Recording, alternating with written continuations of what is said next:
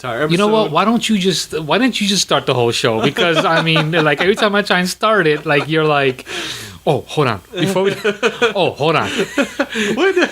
I only did it once. You did it twice. No, I'm just kidding. Did I do it twice? I'm just messing with you. Okay.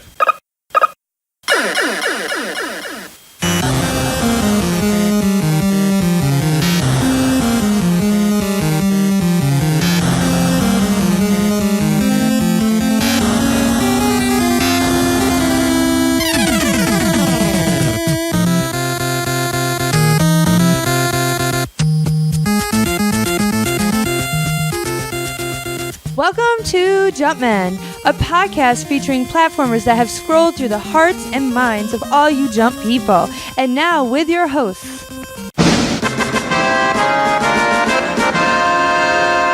Season 2. All right, welcome back, everybody. My name is Juni Valentin. And my name is Tom Bishop.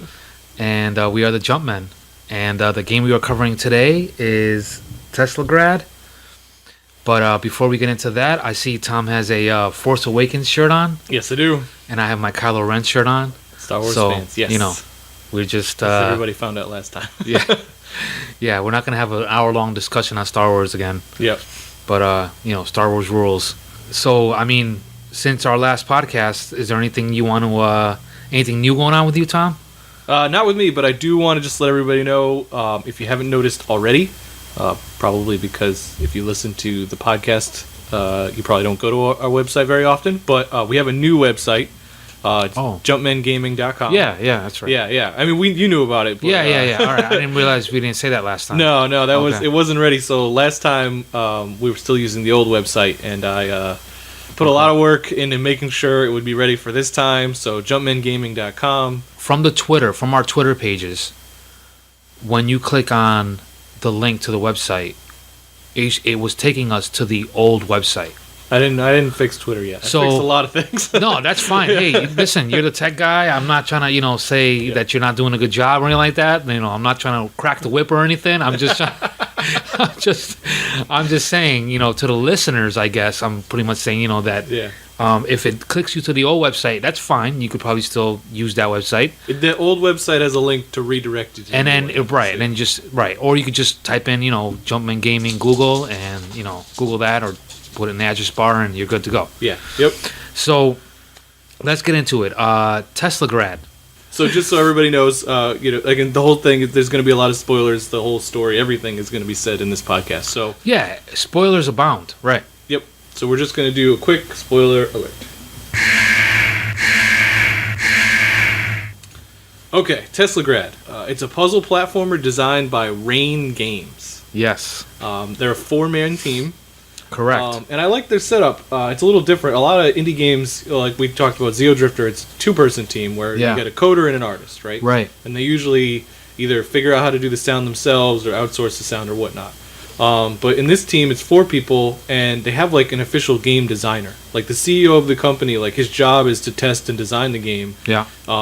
He doesn't necessarily do any coding or artwork for it. He has 2 other people that do that, and then they actually have a community manager. What I did is when I went to their website, raingames.com, they have an actual... I was trying to figure out a little bit of the history of their company. Okay. And they actually have a paragraph or 2 that I wrote down. I cut and pasted and stuff so I can read it for you guys. So it's actually from their website. Cool. Sounds good. So I'll read that right now. Okay. So it says, Rain AS is an indie video game developer based in Bergen, Norway. Founded in 2010. And it says, we are a relatively young company growing forth from a cooperative community of local artists and programmers. The games we produce are small, smart, simple, and elegantly designed.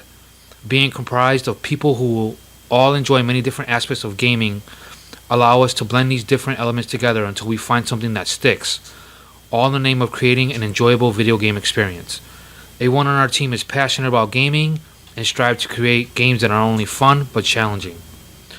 Another thing that I thought was interesting is it says on there that Rain has a philosophy of having a strong connection between employment and ownership, as all their employees are offered an opportunity of co-ownership in the company. Oh, wow. Yeah. That's cool. So, sounds to me like they're doing things the right way. Yeah, yeah, definitely. Yeah, I was impressed with their website and just like it seems like for an indie company, they got it together. Yeah, they're well organized. Yeah. Yeah. Okay, cool. I want to just talk a little bit about Teslagrad, the game itself. The game itself was released on December 13th, 2013. On the credits for the game, it has 12 people credited with development on the game with a bunch of testers. It can be found on the PSN store, Steam, Wii U, PC, all that. And this I found very interesting. Teslagrad was a game that was inspired by the true life scientist Nikola Tesla. Oh, nice. So if you guys don't know who Nikola Tesla is, you guys can just Google him. And basically his thing was, in a nutshell, his thing was he was trying to find a way to bring electric power for free to the whole world. He was trying to find, like, his whole thing was electricity. So like that's one of the biggest things in this game is the whole electricity factor in this game, the power and the way electricity and magnetism are used. Right. So that was Nikola Tesla's biggest, like one of his bigger contributions, is trying to find a way to harness that power and bring it to the world in such a way where it wasn't restricted to like wires, like free energy for all. You know what I mean? Yeah, definitely. And it kind of drove him mad, to be honest. But I mean, you guys look up the history on him, and it's kind of crazy the stuff that he used to do. So yeah, so this game was kind of inspired by him, and it kind of fits with the story and how the things that they put in there. So definitely, very nice. Yeah. So let's move on to the storyline. Game storyline. Okay, so the storyline for this game, I have a note here that I found some stuff from the developer, and basically the developers wanted the story to be up for interpretation to a bit. Obviously, when you play the game, there is a storyline. There's scenes that tell clear parts of the story, but the parts in between and who the characters are and whatnot, they kind of wanted to leave that up to kind of your own imagination, your own interpretation. Yeah. That being said, I do have a write-up from one of the developers specifically about what the story is.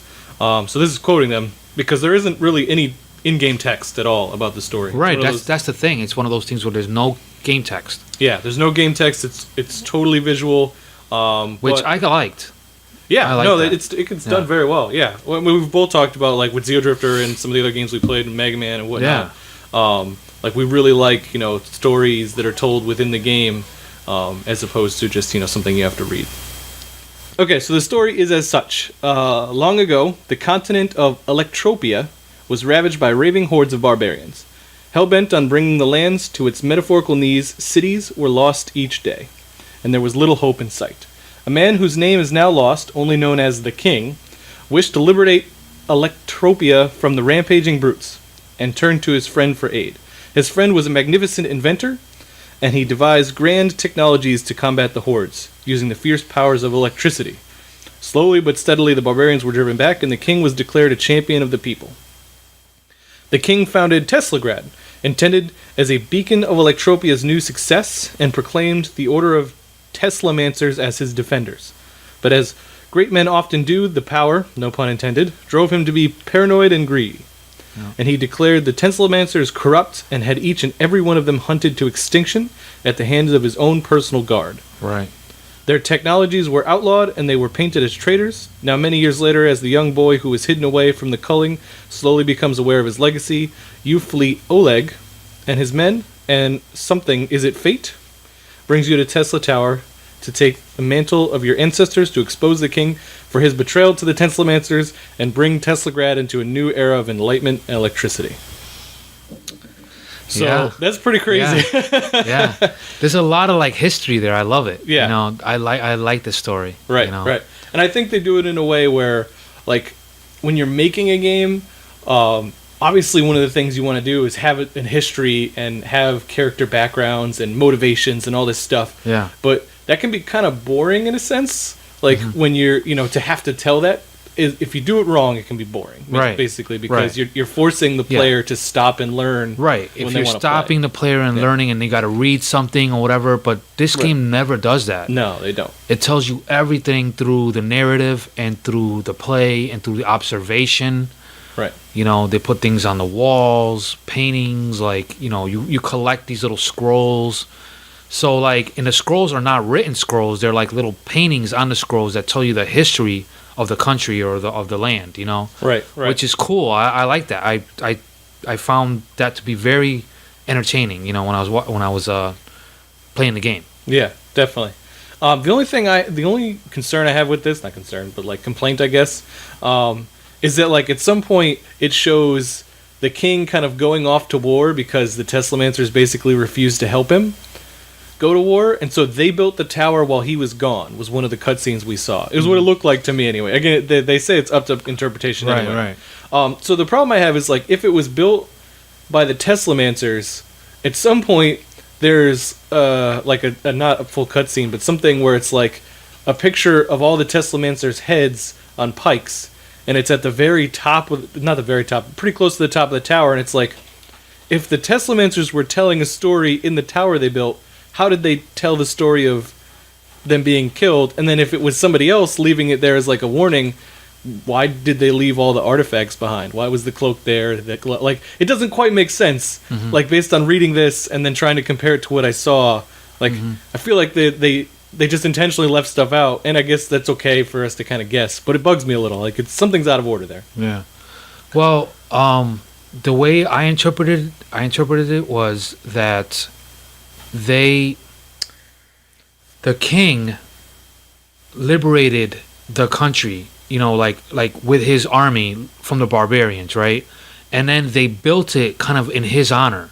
Like they built the tower up, right? Okay. As a symbol of like, you know, prosperity, you know, like we're moving ahead, right? Industrialization, whatever it is. Right. And then after they built the tower up, the king came to me that the way I kind of got it was the king went to the leader of the Teslamancers, you know, the main guy with the beard, right? Yeah, yep. Who was his friend, you know, like it seemed like they were close friends. Through pictures, it kind of shows that like he wanted to expand the empire.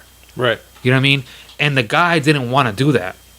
Right. So then that's where the turn happened. You know what I mean? That's where they became like, you know, that's where Order 66 happened. You know what I mean? You know? Oh my god, it is Order 66. It's like Order exactly 66. Order 66. Execute Order 66. I just had to get that in. Yeah, no, that's good. That was good. So that's when that happened. That's when he turned his personal guard against all the Teslamancers and then started hunting them down. You know what I mean? Right. And then the guy, the main dude, I think he like locks himself up away in a tower, and then you find him in a chair, dead, with a sword through. I think the king or like kills him, still sitting in his chair at the top of the tower, like hidden away in this room, and he has the sword through his chest, like he's just like that's where they left him. They killed him and left him there, like they got to him finally. You know what I mean? Oh, when do you think they did that? Like as we're climbing the tower? It could be. Oh, see, that makes more sense. That does make a lot more sense. Like he hid himself away, and then they finally reached him. You know what I mean? And killed him. Okay, you know? So then the fact that there was like a tapestry with all the heads of the Teslamancers, he was putting it there, like mourning and saying, like, this is what happened to us. This is what happened to us. And then he locks himself at the top. Like this is our legacy, right? Oh, okay. You know what I mean, that does make more sense. And then here's the other thing is that the kid's dad was like his right hand. Got one of his right hand guys. You know what I mean? Okay. Actually, the kid's dad and mom were both Teslamancers. The kid, the main hero here, the kid. Okay. You don't know that. You don't learn that the mom was until the end. If you get the good ending, you find out that the mom. Yeah, I didn't do the good. Right. Well, you got to get all the scrolls to do that. Yeah. So you got all the scrolls? Yes. Okay. Okay. And so you find out that the mom was also a Teslamancer. You know what I mean? So both the mom and the dad, but the dad kind of fled for his life. The dad dropped him off at home. He leaves, right? Right. And then you never see him again. Right. Years go by, and now the kid goes out on his mission because they're coming again to sweep whatever's going on. Right. And that's where the mission starts for the kid. Right. But as you're going through, there's that part where you find your dad. Yeah. Remember? Right. In the castle. So the king kidnapped the dad, put him in the dungeon, and he died in the dungeon. And then later on, you find him, and he's dead in a cell, and it's kind of a touching moment. You know what I mean? Because you're like, right, it's your father. You know? Yeah. And then you go and you fight the king. You know? So it's a good. I like the story, man. The story is well developed. I think. Oh yeah, overall I think it's great. I just thought it was a little out of order, but it makes more sense. So do you want to move on to sound and style? Yeah, let's do it. Sound and style. All right, so here we go with sound and style. Tom, got anything? Okay, so the first thing I want to point out is that the whole game has a very classical painted look to it, which I love. Yes. And the art style, if I was an artist and I was gonna make a game, this is how I'd want to make it. Yes. I suck at drawing, and so obviously that would never happen. But if I could draw, this is the art I would use, the style I would use. Well, I'm a pretty good artist, and I love the art style in this game. The art style is amazing. And what I did actually, Tom, and you don't know this, what I did is I went back because I took a history of art class in college. So I went back and I pulled out my dusty old huge history of art book, because if anybody's ever taken history of art, they give you this huge book. I mean, you could use it as a I mean, it's ginormous. I'll show you next. I'll have to bring it so you can see it. Okay. But it's a history of art book. And so I dug into that book to see what art styles they were pulling from. Okay. Because it reminded me of things that I've seen before in real art history. Right. So what I gathered from it, and I could be wrong about this, but what I gathered from it is that they had if you look, there's a medieval art has its own style. Okay. And then Gothic art has its own style. Okay. And what they did is it's almost like a blend of the two. Okay. So it's a Gothic medieval style of art that they've used here, and it's shown through the paintings, that these huge elaborate paintings of the king, and especially when you're in the castle, oh, it's amazing. And the sculptures, there's all kinds of sculptures around. And then there's actually also reliefs. I don't know if you know what a relief is. No. A relief is like a sculpture that's in a wall. It's it's part of the wall that comes. It kind of pops out of the wall, kind of like a 3D-ish pop out of the wall. So they have some of those in there too. Oh, okay, cool. So the art style has very much that feel to it, but it also has an industrial feel to it too. Because remember, Nikola Tesla and all that stuff was turn of the century stuff. Industrial Revolution stuff, you know what I mean? So they kind of incorporated that element into it as well. So it almost has a little bit of a modern feel, but also that classical feel too, Okay. So that's how I look at it, Yeah, no, I agree. One of the things I wanted to point out was that the animations for there's two different styles of animation. The first style is frame-based, so when the character runs, or the character, especially the edge, when you climb an edge, they drew out each frame. Yeah. And then so it's animated similar to what we've seen with the older games, with it's the way all the Pixel games and NES games were animated. It's the way Xeodrifter was animated. Right. Frame by frame. Yeah, frame by frame. The character was animated that way. The king at the end was. Most of all the enemies, the little blue and red guys you see, all them, they're animated that way. Yeah. But if you go to let's say the bird boss, his animation is motion tweened. It's it's drawn, and then when he moves, the way when I was looking at, what made me notice is that he moves his claw and kind of it's hard to describe, but he kind of sets it down and spreads out the talons on his claw, and it's not drawn frame by frame. The way they did that is they said, okay, the claw is here, they drew it out, and it needs to move in the frame, and Flash and many other programs that they could have used to make this game will just tween the motions between the two things. Yeah. So the program itself would take care of the animation, because it's very smooth. They'd have to draw out 60 frames to get it that smooth. Right. And there's no way they drew out 60 frames. Yeah. So I thought it was cool that they didn't just stick to one style of animation, they just picked whatever worked for that particular for what they wanted scene. to do. Yeah. Which is very Mega Man style, because again we go with the boss with the black background. They correct. did what they wanted to do for that particular scene and whatever would work. Yes. So they're very much pulling from that technique and that intelligence of an old school designer. That's awesome. Well, that's the thing is, I when I was playing for example, that bird boss. When I was playing that bird boss, I really felt like it was a drawing, but it's almost like you know how a marionette would move, or a puppet would move, where it's got rivets. That's how it felt to me. And I like the way that was. He didn't move like Teslagrad moved. Obviously, I call him Teslagrad, the kid. Yeah. He doesn't have a name, but the boy. Yeah, the boy. He didn't move how the boy moved. You know, he moved Right. out like in a totally different way. And now I didn't know that that's what that's called. Motion. What's it called? Motion tweening. Motion tweening. But I could see that there's a clear difference, Yeah. and I enjoyed that. You know, it Yes. makes it for much better boss fights. You know. Yeah, yeah. The king, however, was the only boss that wasn't drawn. Yep. With He the was motion tweening. He just was like just like the voice. Yeah, and Oleg And too. his animations were awesome. Oh yeah. Yeah. Yeah. We can talk about that. Yeah. When we get to that part. But Yeah. the developers that made this game are, European based, right? The guards and the way the army was and the king and all that, it all reminded me of like a Russian theme too. Okay. Like the way they looked, Okay. the way they were drawn out. Sure. To me, it gave me that Russian czar type of totalitarian, emperor type of feel to it, tyrant. You know what I mean? Yeah. Okay. It really came across that way. Yeah, I agree. So that's another thing I kind of noticed. All right, remember you were saying last time that a lot of these types of games, like Zero Drifter, was very colorful. Yeah. Very colorful. Saturated, very bright. Saturated, very bright. Yeah. This game was what you were saying before. How yes. games are very washed out and the color was very muted and dark. Yes. But I think that they had to do it that way for the atmosphere in this game. Even in the beginning of the game when you're running through the city, everything was rain and dark and drab. And I think it's done like that on purpose to kind of propel the story. This is not a good time. Right. They had good times. This is a bad time now for this kingdom. And you're running and you're trying to escape, and it adds to the mood. Yeah. So the color palette, I think, even though it was washed out and dull and dark in a lot of places and all that, I think it didn't detract from the game, is what I'm saying.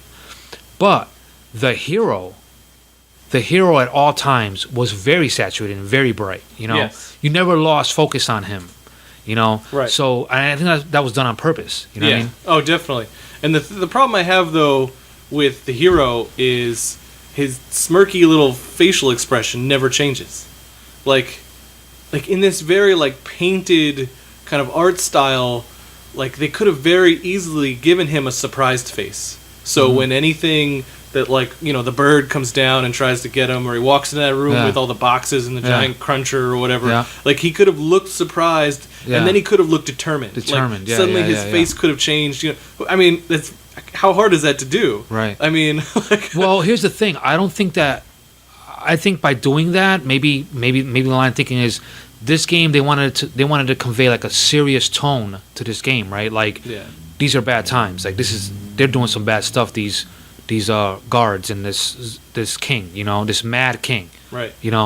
And maybe they didn't want to have that kind of comic, because if he does that kind of face, it would have been a little comical. Yeah, I guess. And maybe it might take away from the overall feel of the game if there was a lot of little comical moments. I agree with you, though. I think they could have done it very easily, but maybe they didn't want to do that. Maybe they wanted to keep a more serious tone to it. I mean, they needed to do something, because when he's in incredible danger, he's got a smile on his face and his eyes are just unblinkingly just normal. It's so weird.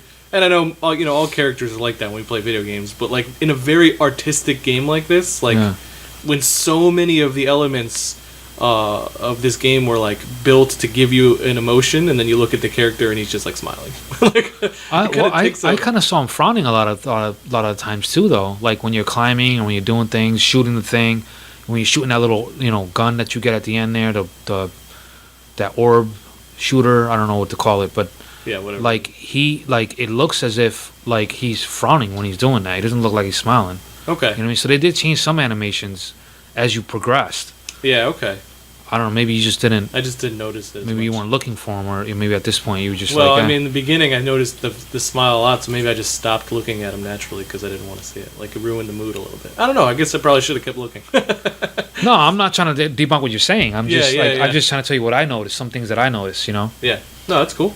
Just a couple of things. They had a couple of 3D effects that I noticed.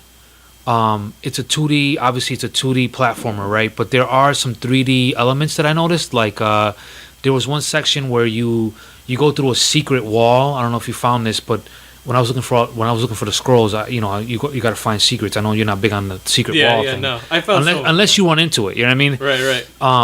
But you jump into this room and it's like a huge library, like an old, there's bookshelves that like line the whole wall. Okay. And then there's like this front bookshelf that's like protruding from the wall, and as you run around in this room, like the whole thing shifts, like the perspective on it. Oh, okay. So it's almost like a little bit of a 3D perspective.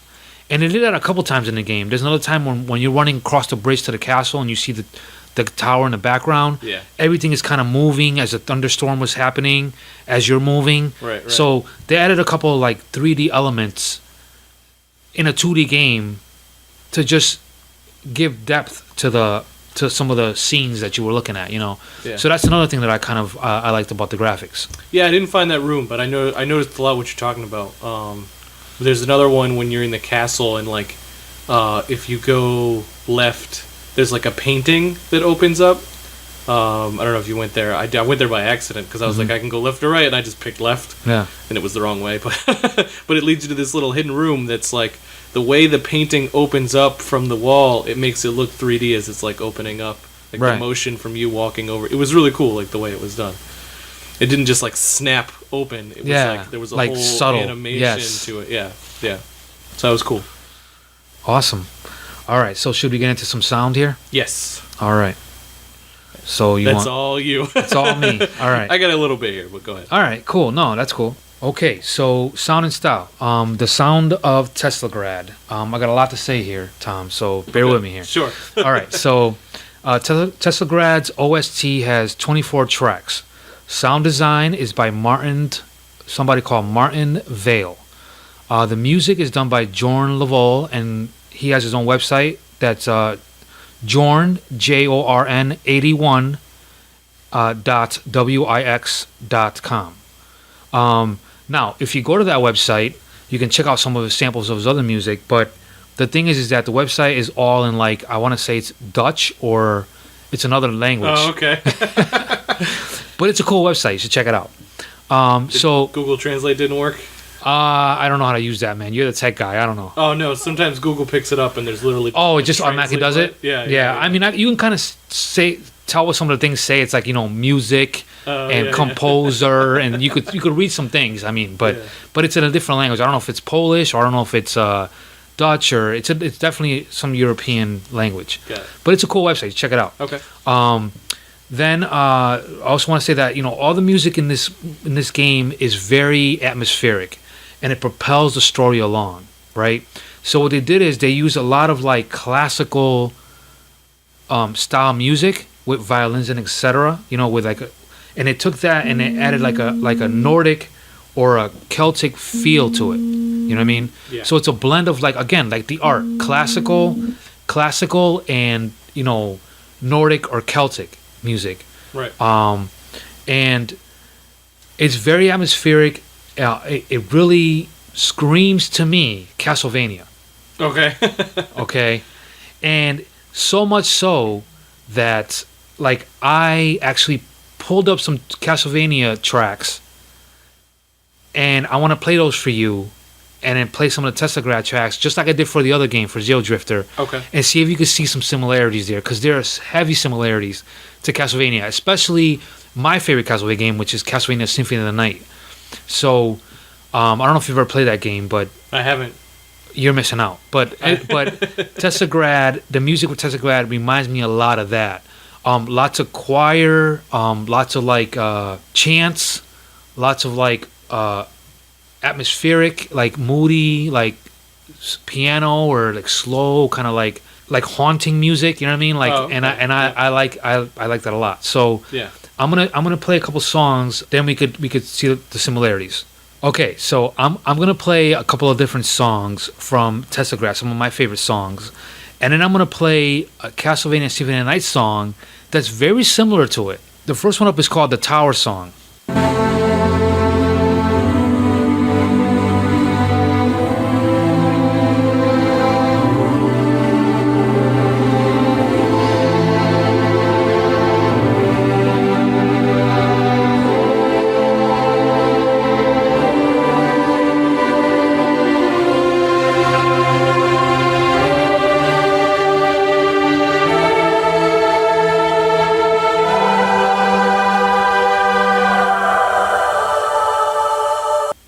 So that song, which is called the Tower, on the OST, has shades of this song from Castlevania Symphony of the Night OST, which is called Metamorphosis 1.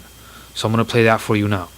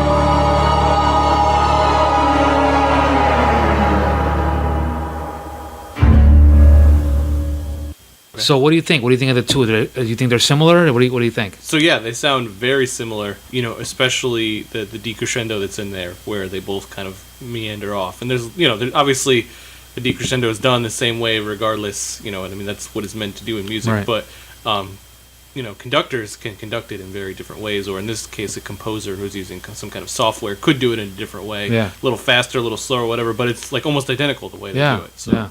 And I think both musical themes make you feel like an ascension, like Tower. You're going up in Castlevania. They're showing the castle tower.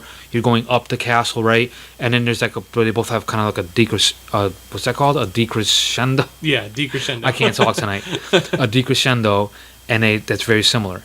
So that was my first example. My next example is another track. It's actually my favorite track in the whole game of Teslagrad. Is this one? The one I'm going to play for you next, and it's called "Voices in the Lost Garden."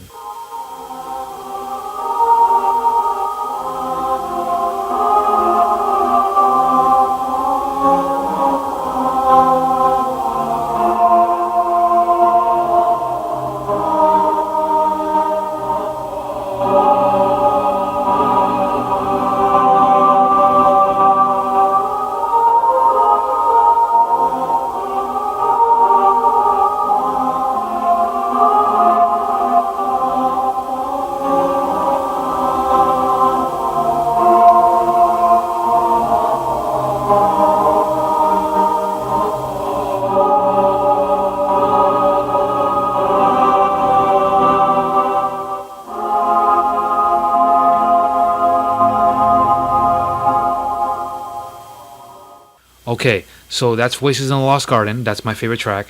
And then in Castlevania Symphony of the Night, there's a track called Prayer on the OST. And that one, listen to this.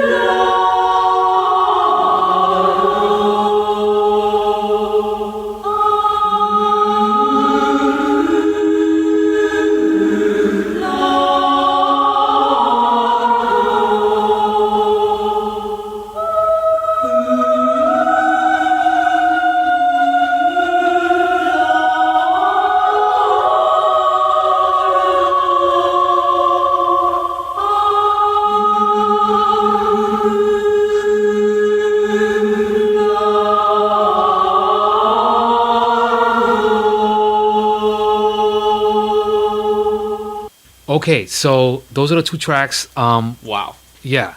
Those they sounded almost identical. Right? Way more similar than the first two you played. And the first two were pretty similar. Yeah. So the second two were it was like the same song. Yeah, and it's weird because when I'm playing this game, it's like the music in this game reminds me so much of Castlevania when I'm playing this. And that's why Teslagrad the music impressed me, and I'm sure these guys are Castlevania fans, obviously, you know what I mean? Right. Okay, so one last thing for sound, for the sound segment, unless you have anything else. I have a small note. All right, cool. I want to play one last song, and it's a song that I thought was a very emotional song, and it's the song that's played when you find his dad.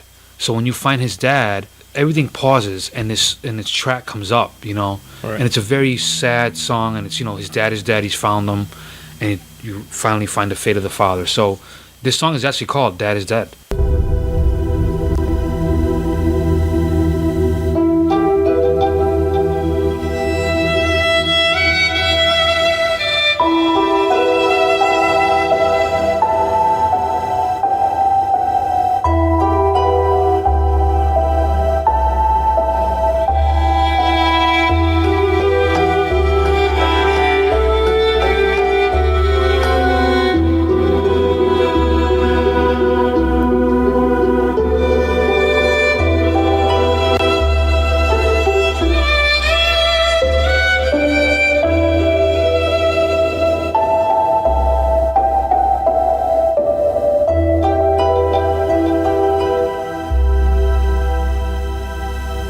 All right, yeah. So you get the gist. I mean, it's like sad. It's violent. It's like it's supposed to invoke that feeling. That he found his father and he's saddened by it. I mean, what do you think? Yeah. So I mean, I liked all the music in this game. I mean, I think that they did a good job of conveying the emotion they wanted to for that particular scene, which makes sense definitely for this one. I think just in general, like I listened to the soundtrack on YouTube, a bunch of the songs to try to pick a favorite, and I couldn't really. Like, it all seems very similar to me, but it's all really good. So, I definitely like the music, and that track was a good track. The only other note I had was I wanted to point out that, like, obviously in doing this podcast and just in general, the games I play have 8-bit music, like that old school, like really fast-paced 8-bit music. Yeah. And when I was playing this, Amy, who you guys would remember from the Mega Man 4 episode, was sitting about 5 feet from me, and she was just like, is that the music for the game you're playing? And I was just like, yeah. And she was just like, that's amazing. Like, she was impressed by the music as I was playing it, because obviously the quality of it. Yeah, the quality of it, because she's so used to me just playing those 8-bit. Yeah, the boop beep blop blop. Yeah. Which I love, but like in terms of like if you were gonna listen to a soundtrack, like I wouldn't necessarily buy the soundtrack for Zeo Drifter or some of those other 8-bit games, but I would definitely like consider purchasing the soundtrack for this game. Yeah, it's very operatic, very composer like. Yeah, so the quality of this is definitely much higher. Yeah. Awesome. All right, great. So that means you're gonna love Castlevania then when you get to play that. So I'm steering you in that direction. You're gonna love Metroid, and you're gonna love Castlevania by the time I'm done with Well, you. I already like Metroid. Like I've never played a full Metroid game. Yeah, but what Metroid game did you play? A little tangent here, guys, but what Metroid game did you play? So I've played the original for NES. Oh, the original one. All right. I mean, I've played parts of it. I've never played it all the way that's through. a tough game, but okay. But the most Metroid I've played is Super Metroid. Oh, that's even better. So all right, so you're right there. Yeah. Okay. But that one I didn't own. A friend owned it, so every time I'd go to his house, we'd play Super Metroid. And so like I've never played it from the beginning. I've just played wherever we were playing, and it was just So all right. Yeah, and I've never beaten it either. So eventually we'll get down to those. Yeah, we'll get there. I'm excited to do all that. All right. So should we get into our next segment? Yes. So gameplay. Gameplay. All right, guys. So now we're gonna get into the gameplay aspect of this game. All right. So the entire game's mechanics revolve around the concept of magnetic polarity, basically. Yes. There are two colors, red and blue. Opposites attract, and the same color repels. So pretty simple, just like a magnet. Yeah. The items in this game you get are, there's gloves, so you can kind of punch to change the polarity of certain objects.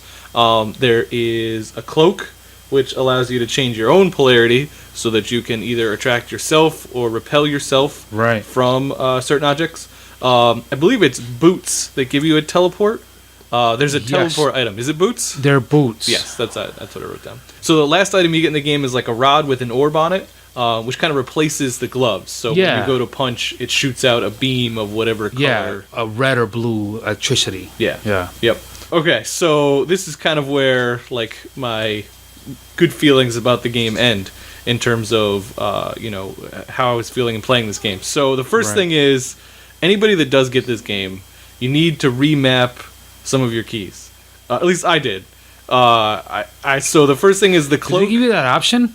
Yes. Oh, why didn't I do that? Oh my Because I almost broke my controller like 5 times. This is what I'm saying. Like, It was so frustrating some of those times. so the first thing is don't use a joystick. Remap the joystick to the D-pad if you're depending on what kind of controller you're using. I definitely used the D-pad. Yes, the D-pad is way, but I couldn't, for whatever reason, it wasn't letting me use my D-pad until I specifically went and remapped the up, down, left, right, which I did like after I was like halfway through the game, and it was like, oh, this is so much easier. Why doesn't it like this default? For whatever reason, the sensitivity on this is just too much for a joystick. Yeah. And then the other part of this is the cloak. I don't know why, but for whatever reason, I had a hard time getting the cloak to work on my controller. I actually texted Juni what he was doing, and when he said he was you were using R2 and L2, like that wasn't the default for me. So I don't know. Oh, yeah. So the default is the R2, L2 keys is for the cloak to change the polarity on the cloak. That wasn't for me for whatever reason. I don't know. That's how it we worked have on my different. thing. Yeah. Maybe it's just because we use different controllers, but Yeah, I was using an aftermarket third-party controller. You know. yeah. So I tried my 360 controller and I tried my PS4 controller, and both of them, those buttons weren't working. So I went to try to remap it, and like at first I couldn't figure out how. So you can switch it. So like part of the gameplay, for those of you that watch it on YouTube and aren't just listening to this, you'll see that like in order to get it to work, I had to do it so that the cloak would kind of turn on whenever I hit the jump button, and then I would have to like punch. Wow. Oh god, it was so bad. Oh, and man. then eventually I figured out how to remap the keys, like again halfway through the game. Yeah, and yeah. then I got it to the R2, and so if you're playing on a PS4 controller, PS3 controller, or an Xbox 360 controller, you need to change the cloak from joystick 7 plus, I think is what it said, to the R2 and L2 keys, and that'll be way easier for you.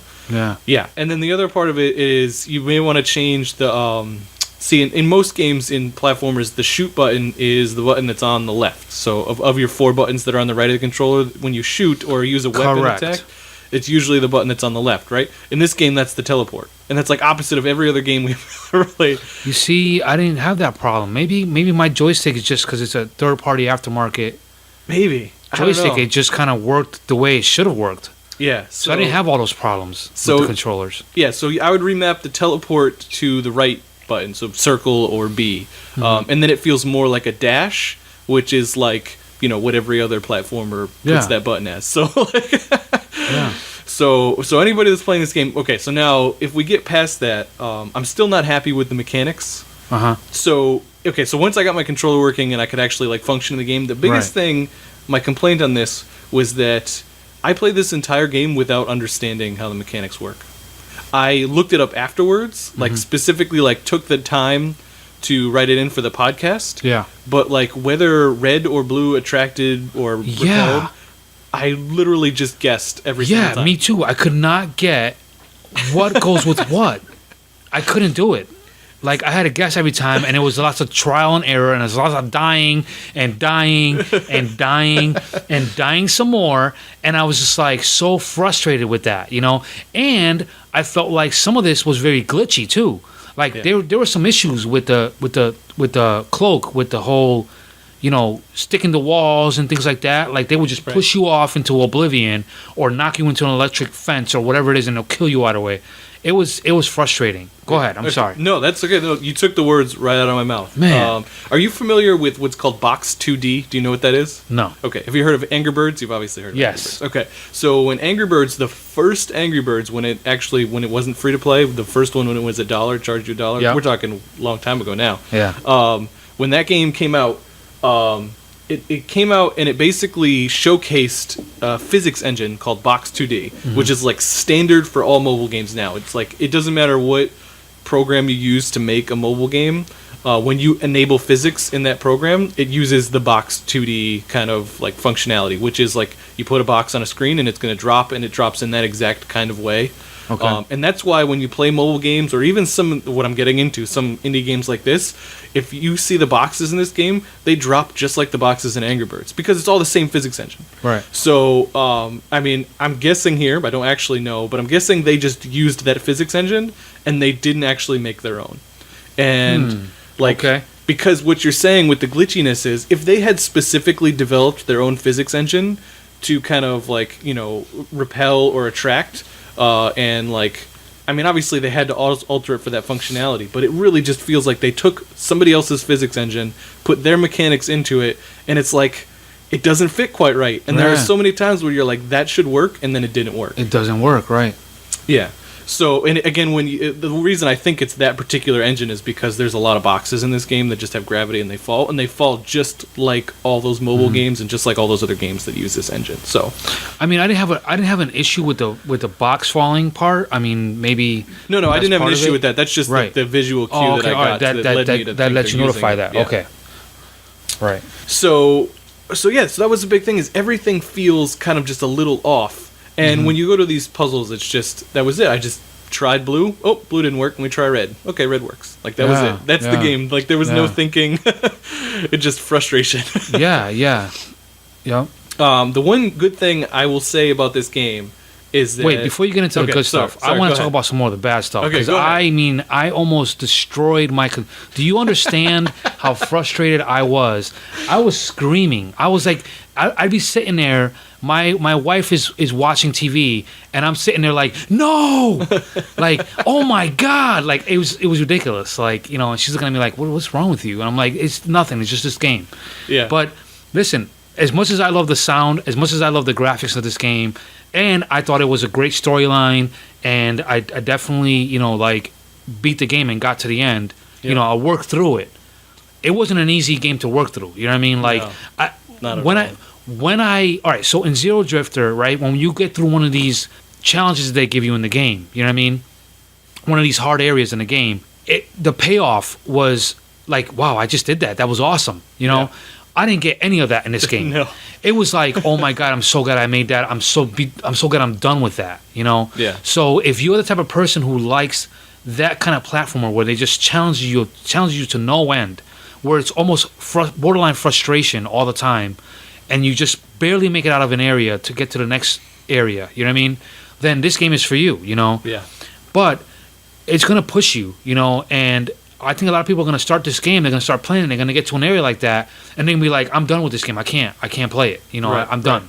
Like, I'm going to walk away, I'm going to do something else, I'm going to forget about the game, where they could have made things a little easier so as not to deter the player. Now, obviously, I wanted to beat this game. Like, I was at a point where I'm like, if I don't beat this game, I was determined. Yeah. But there were a couple times where I almost gave up. You know what I mean? Me too. And that's me. Like, and we're hardcore. You know what I mean? So yeah, we got a podcast about this game. Like, we really wanted to beat it. So like, man, the part I mean, there was a lot of times where like when I get frustrated, I can walk away. I figured, my gaming career, I can walk away and come back to it. But the part that really almost made me quit, that frustrated me, was.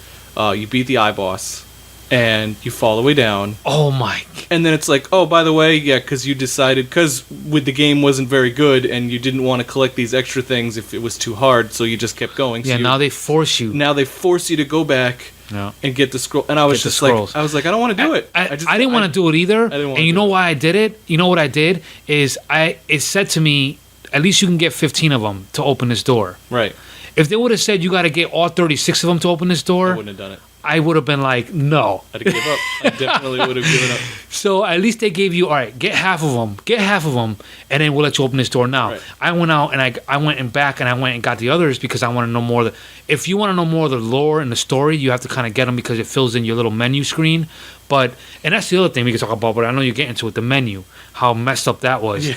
But if you want to fill in your little like stained glass menu screens that you get that tell the story, then you have to get them all. And for that reason alone, I kind of put up with some stuff and got them. But because the story's good, like it's right, the extras are so good, right? But if it meant me moving on to the final area, I would have been like, nope, no, done, not doing it. Yeah. I'll watch it on YouTube or something. I'm not doing it. Especially because the thing for me is like if they were going to require them all, you have to give us some way to figure out which ones we got and which ones we didn't. Yeah, there was none of that. Because if you were like, how would I know? I'd have to play the whole game again, like the whole game, to know which ones I got and which ones I didn't. Oh, and by the way, okay, let's let you go back and get the 15 scrolls, right? But we're gonna make it a little easier for you now because now you've got the gun, right? That does make it a So little it makes easier. it a little easier. Right. But you're not using a gun all the time. You still have to deal with the whole like magnetic issues that they have. You know what I mean? Right. So, yeah. So there was that issue. The menu was atrocious, though. If we talk about that now, like, Yeah. I didn't understand the point. The map was almost useless. Like, Yeah. the idea that you couldn't just, when you went to the menu, you should have just been able to look around. You had to hit a different button to zoom in to then be able to look around, and then it didn't tell you where you were anyway. Why was there no little player icon to say, nothing. "Hey, this is the level you're at"? There's no player icons. There are no icons to tell you where items are. Right. Nothing. At one point, I was like, okay, when I was going back to collect these scrolls, I was like, all right, I got to go to this room because I remember one that I gave up on, and I needed like one more scroll. And I was like, oh, where am I? So I literally had to walk into a room, see what was there, walk back out, look at the thing, and then count platforms. I had to go 1, 2, 3, Yeah, and then go. see. And then when I went back out of the menu, I had to count as I was falling. Okay, I fell 1, I fell 2. Why am I doing that? Right. That's not It good. didn't, That's not good game like design, I guess, gameplay design, right? Right, I mean, right. they could have done it better, you know. Yeah. And then one other thing I forgot, one more complaint, is that the majority of this game revolves around making jumping and then missing the jump but catching the ledge. Like, there are so many of those, and I'm fine with that. That's okay. That's an okay mechanic to work in, and if you want to emphasize that, that's fine. Like, all you're doing is saying, I want you to time it perfectly, right? And we're pretty good gamers, so I'm sure, like, obviously we're probably frustrated sometimes at that, but for the most part, I can time jumps. I'm okay with that. Like, that was that was not the most frustrating part. The frustrating part was you spent 75% of the game teaching me to do that, and then you gave me a room where I'm not allowed to grab the ledge, and everything's out of reach. And I was like, it's that chandelier kind of room with all the blocks hanging from the ceiling. Yes. And you have to use the polarity to kind of swing back and forth. Right. It was so What was the point of that? nonsensical. Yeah. I was like, you literally I spent like 5 hours learning how to grab the edges of stuff and just make a jump, and now I'm not allowed to grab the edge. Why are you taking this away from me? It doesn't make any sense. They wanted to use a jump with teleport there. Yeah. You know? A jump, well, not just a jump with teleport, but even if you jumped and teleported and caught the edge, like you didn't. He just fell to the ground. You had to swing and make the jump. You had to get it moving first, yeah, right? It was the only part in the game where you had to land on the platform. Why is that room there? It's just one room, and there was no enemies. There's nothing. No, it was literally there's nothing you run there. across the top, you climb up a ladder, and you go back across the chandeliers. Yeah, I don't know. Could have just delete that room. Yeah, game is better. An afterthought. Yeah. And the other thing that really frustrated me to no end was before you got to the iBoss, because they had that central hub where it's like the middle of the tower and it's going up with the magnetism, right? Yeah. Well, you're spending the whole time working your way up, which is cool. You know, that's like your central hub. You end up back there every time. Yeah, that was fun. Which makes sense. You know, that games do that. And then they have you push a switch that shows you a scroll, right? And then you're like, oh, okay, how do I get that? And it kind of leaves. It kind of goes up on its own. Yeah. And you're like, all right, let me chase it. So you start going up, and then they start putting these electricity bolts in front of you. Oh god, that was so bad. That part was so terrible. annoying. That part was terrible. Here's why. You're porting up, right? And then you have to like warp through these little electricity fields that pop up. Right. Then if you hit the edge of the magnetic field, Yeah. there's an animation that happens with him where he stops going up and he changes his animation to go down, right? And then you can't change it to go back up again. Yeah. So then you're just slowly falling until you hit something and die. Right. If you go outside of that, you might. It's so frustrating. So I'm sitting there like, no, I'm pushing up on a joystick. I'm pushing up. I'm trying to get it. I'm hitting my polarity cloak. Yep. Nothing's happening. It's like you're stuck in that frame of animation and you got to do it all over again. Yep. And it was like, I mean, I must have tried that. I'm not kidding. I must have tried that like 50 times. And I finally worked my way up slowly. So I had to go really slow. Actually, I forgot about. I let the scroll go. I don't even care anymore about that thing. Me too. I just let it go and worked my way up slowly and learned the pattern kinda. And they did try and give you a small ledge halfway up just to give you a breather because you're holding down that R2 or L2 button. Right.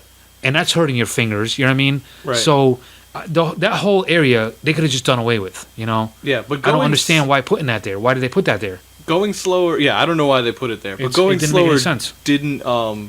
It helps a little bit, but it doesn't actually solve the problem. No. Because going slower means that like when you use the teleport dash thing, Yeah. like it just means that like you don't get any room for error with those edges. Like if you go really fast and you happen to catch an edge, then like sometimes you can push it back in. Yeah, real push it quick, back in and he'll catch and he'll keep going. And now you're moving slow and you're like, okay, but I'm still going. But I'm still going up. If right. you start off slow, there's no catching. If you hit the edge at least even a little bit, you're just falling and you're done. Yeah. So like going slower didn't actually help all that much. It helped me it helped me to know the strategies to get through, when to teleport through the electric right to barrier, learn the pattern. To learn the pattern, you know.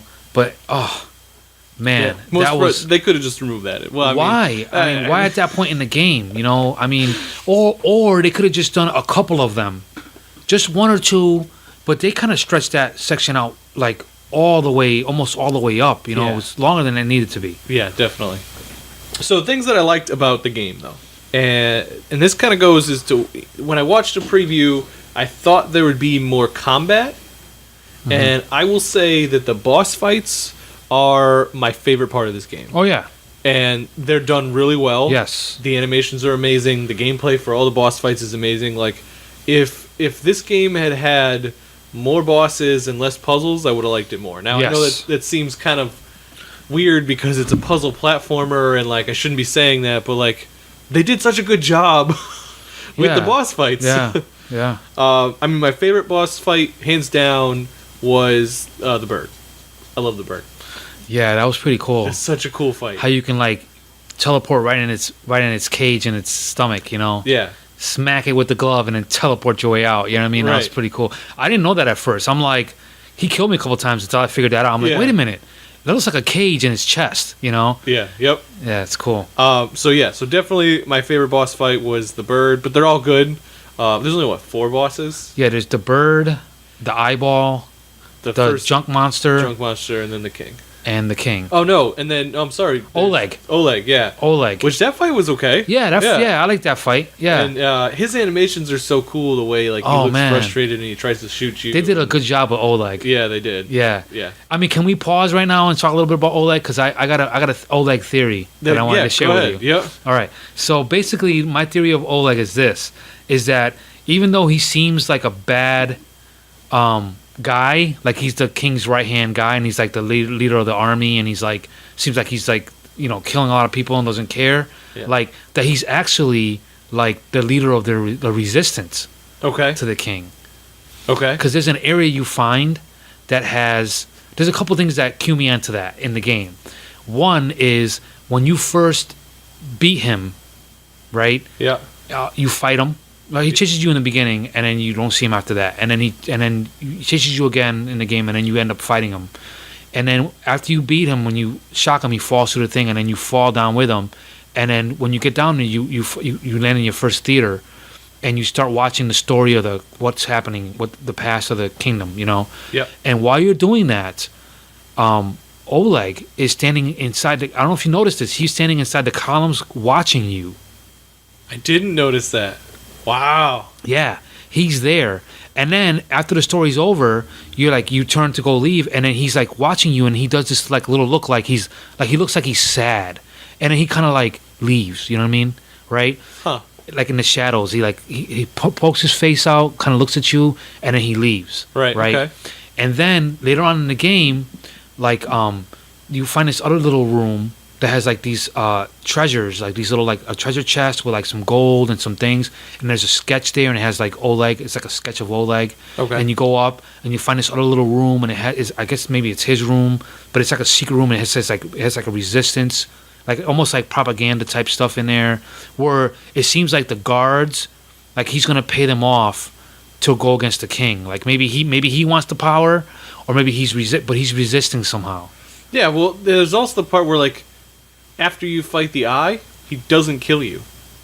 He saves you. lays you down Yes. in front, and it's like, what? I didn't. Yeah. What? Yeah. Like, why would There's he? also Why a did part he where he just saves kill you. Yeah. Right. And then Because he's been trying to get you the whole game, right? right. Why did he save you at that particular moment? Like, so yeah. No, I can buy into this theory because he also unlocks the thing that lets you climb up too. At the very end, right before the king, you climb up and you can't get through. Yeah, and then he comes out and opens it for you. Yeah, and then leaves. I don't know what he grabbed. Like I looked in the some background. Kind of like, it's supposed to be like a hidden switch that only he would know about, right? Because he's right. the king's right hand guy in the painting or something. But he does it for you and it lets you out. Yeah. So it's almost as if like he doesn't want to be under the. Maybe he was under the control of the king the whole time. You know what I mean? Oh, maybe. Like there is something in one of the tracks that's called. Getting back to the music a little bit. Yeah. It's called Oleg's Duty. You know, and Oleg. So it's almost as if like there's some kind of backstory there where the king saves him or something, or kind of finds him or something and makes him who he is, but he's not really evil. You know what I mean? Right. And then there's also there's a huge painting in the castle that I really, really like, where it shows the king and he's got like the cape and all his soldiers around him and they're like kind of just killing all the people. They have all the swords out and everything. And Oleg in that picture is not killing the people. He's kind of like standing there and he's kind of like pointing his sword kind of back at the king. And I don't know if he's like kind of saying like telling him to like stop, or if he's like kind of showing the people this is your king or something. Like you can't really tell. Yeah. But it's almost as if like there's a backstory with Oleg is what I'm saying. Yeah. You know what I mean? And this is I think what the developer was talking about when I said in the beginning that it's up for interpretation, right? There are a lot of elements of this game where it's like, yeah, okay, if you want him to be the leader of the resistance, you can. If you don't, you can make up reasons why he did all that other stuff. And the developers they're not making the choice for you. You can kind of tell the story that you want to tell, awesome. Which is kind of cool in its own right. Yeah. All right, so Tom, the Easter egg picture that I sent you, the Easter eggs in this game. Did you see the Easter eggs? Not when I initially played the game, but I obviously saw the picture, and it's funny because looking at the picture, I even missed it originally. So when you go into the leader of the Teslamancers, the bearded guy, when you go into his room, before you find him dead on a chair with the sword stuck in his chest, right, there is a shelf, and on that shelf is Mega Man. Well, his helmet. Mega Man's helmet. And Samus's helmet. Yes, and they look fantastic. They look awesome. So, I mean, these guys are clearly Mega Man fans. They're Metroid fans, and they're definitely Castlevania fans with the music. So, look for the Easter eggs, guys. That's all I'm saying. Look for the Easter eggs. That was really good. Yep. Okay, so that's everything I got for gameplay. All right, so, yeah, that's everything you got for gameplay. So, let's get into our next segment, which is rapid fire. Awesome.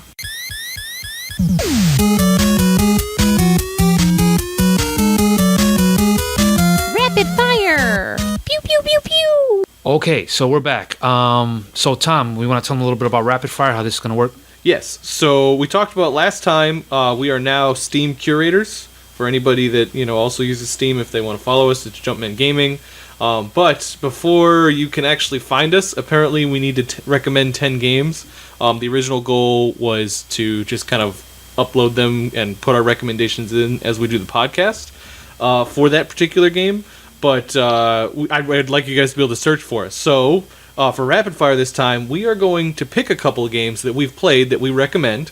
And specifically, we're going to pick non-platformers.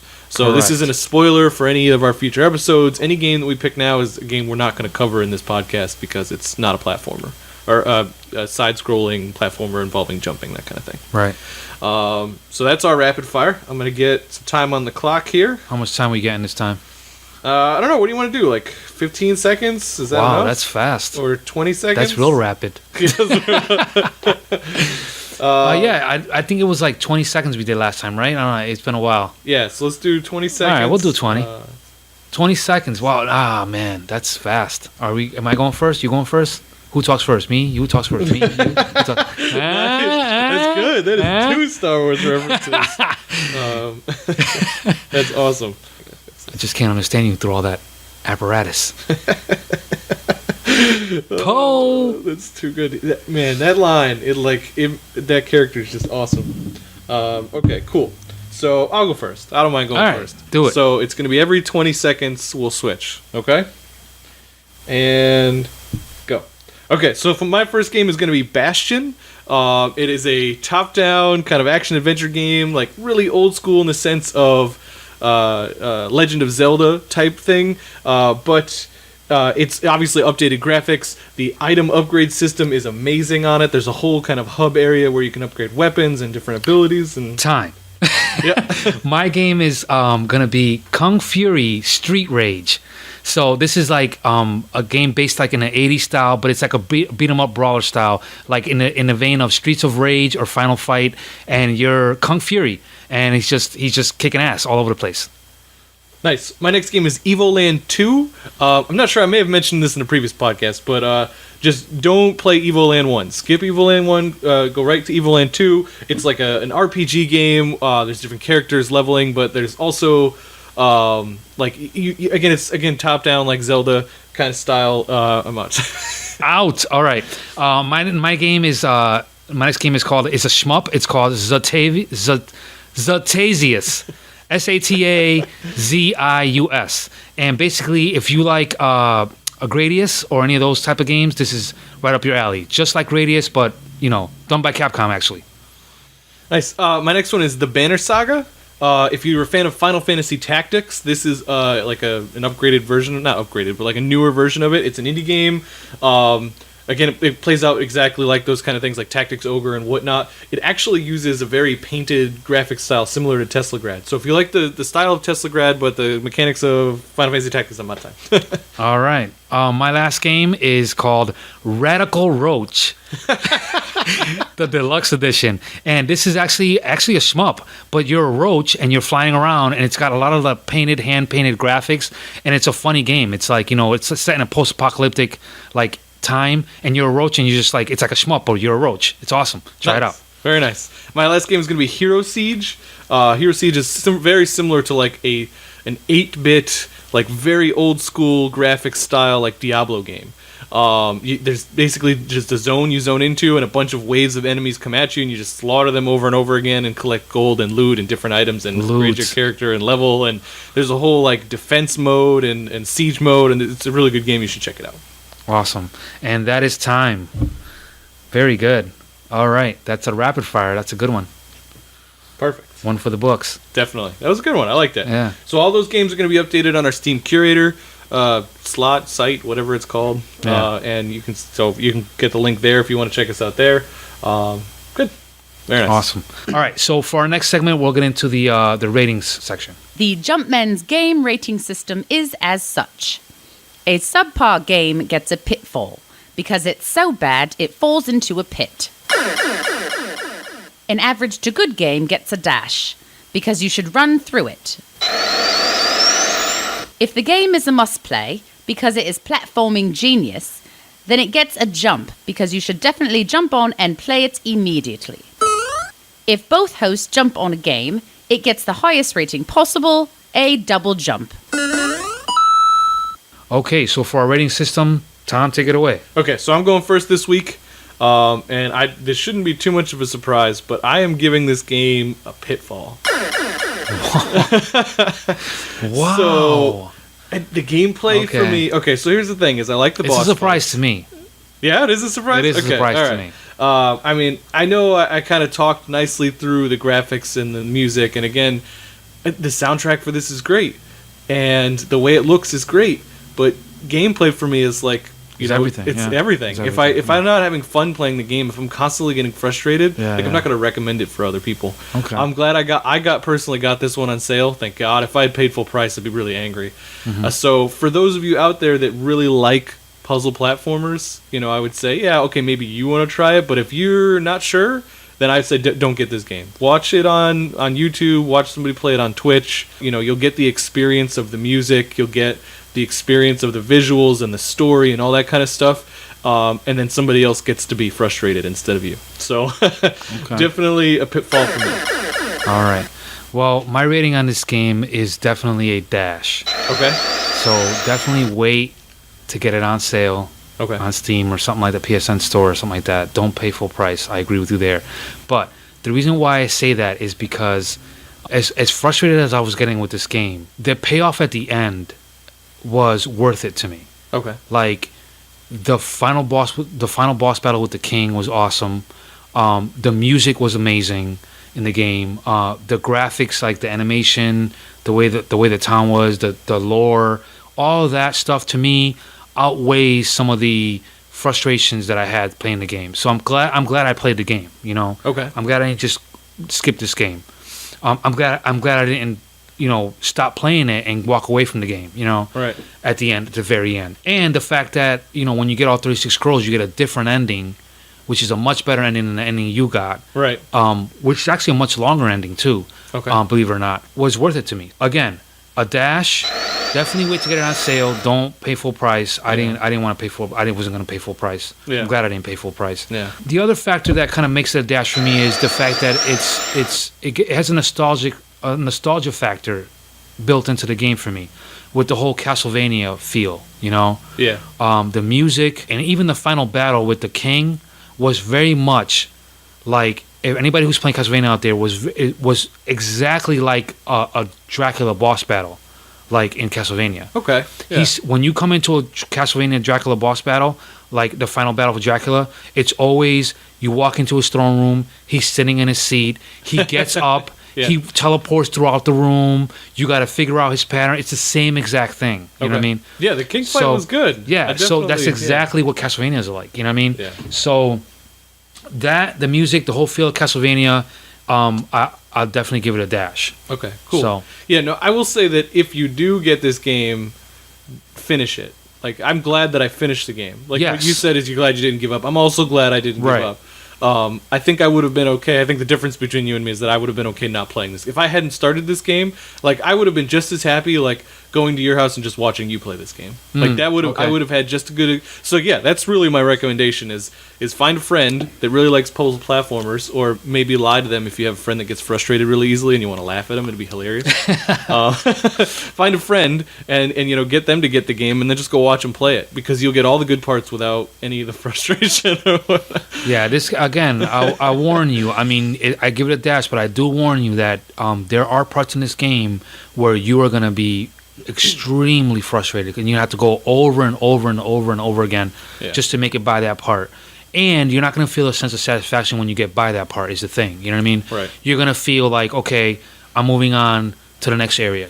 There's no payoff there. So Yeah. that's the only warning, The good news about, I will say, is, I don't want to completely bash the company either. It's like, there's a lot of things that they did right in this game, and I'm going to keep them on my radar, in the sense that when I play indie games, I decide, okay, well, I'm going to follow this company or I'm not going to follow this company. Yeah. If they come out with another game and it's a little more combat based, and maybe it has a little bit of a different, like, obviously mechanical feel to it, or I have more confidence that they maybe made their own physics engine or whatnot, or maybe I'll see some gameplay of it, because with this game I just bought it off the preview. And I kind of hyped it up in my head. I didn't watch any gameplay. I probably should have done that before, buying this game. And so I'll do that for their next game. And there's still a chance I'm going to buy it. So, like, there's still a chance I'm not done with this company. I'm just done with Teslagrad. Right. Well, yeah, definitely. I agree with you there. Rain Games is a good game company, and I can't wait to see them do something in the future. Whatever their next platformer game would be. Yeah. The other thing too that I didn't mention before, and that I did like about this game, that kind of puts in a dash category, is, remember how Zero Drifter, I was saying how every time you got something in that game, there was no cosmetic change with the character. Right. In this game, like, when you got that glove, you saw that glove. Yeah. When you got the boots, you saw the boots on him. Yeah. When you got that cloak, he put it on, you saw the change. I like that. I like when games do that. When they show whatever it is that you're equipping is equipped on the character. That's how they got me with this game. I You know what I watched mean? the preview, and in the preview they get the cloak, and I was like, you get an item, you get upgraded, now the cloak has polarity. Like, the whole concept of that, like, really drew me in to wanting to play this game. So I completely agree with you. Yeah, that aesthetic change to the character was really good. They did a good job there. Cool. So we ready to wrap this up? Yeah. Cool. Yeah. So we have a lot of ways to find us now, so I am just going to rattle them off really quickly. Facebook is facebook.com/JumpmenGaming. Everything's Jumpmen Gaming now. So jumpmengaming.com. Search us on iTunes, Jumpmen Gaming Podcast. If you want to send us any questions to our email, it's mailbag@jumpmengaming.com. Yeah, it's all streamlined, guys. Jumpman Gaming. Yeah. We wanted to make sure that everything was the same so you guys could find us as easily as possible. And then the Steam curator is also Jumpman Gaming. So thank you guys for listening. My name is Tom Bishop. On Twitter, I'm BlueBobber20XX. And my name is Juni Valentin. On Twitter at BreakMan0. Until next time. Thanks for tuning in. Next week on Jumpmen. When the land of Elysium was given form, 4 elements were crafted from the ether, from fire and water. A cloud of steam burst forth, cleansing the world of its corruption. And from wind and earth, a storm of dust gave texture and form to the empty void. Dust and steam, forces of nature that have brought Elysium to life once more. There is a legend, the oldest of Elysian tales. It speaks of a warrior who wields that very blade. You, Dust, will turn the tide. Well, no pressure or anything.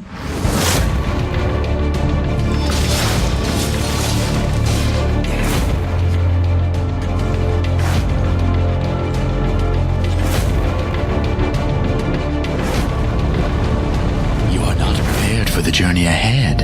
Who are you? Merely a friend with many wares for sale. Shall we conduct business? You will be tested, Dust. An army of thousands stands before us, and they've never been defeated. Well, let's not keep them waiting.